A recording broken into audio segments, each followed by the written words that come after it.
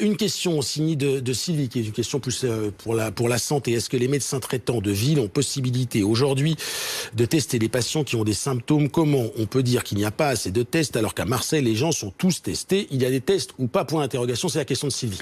Eh bien justement, ça c'est la question que tout le monde effectivement se pose en voyant ces files d'attente comme ça devant l'hôpital de Marseille.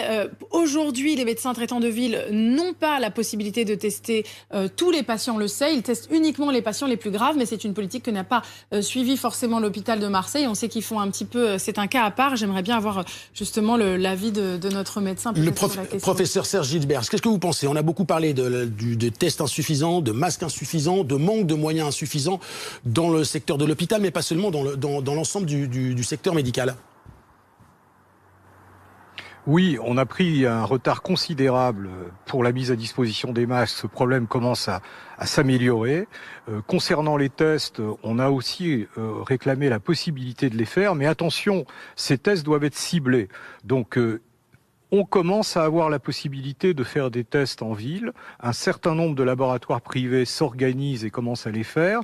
Mais les recommandations aujourd'hui ne sont pas de faire des tests pour tout le monde parce qu'on a le nez qui coule, parce qu'on a un petit peu de fièvre.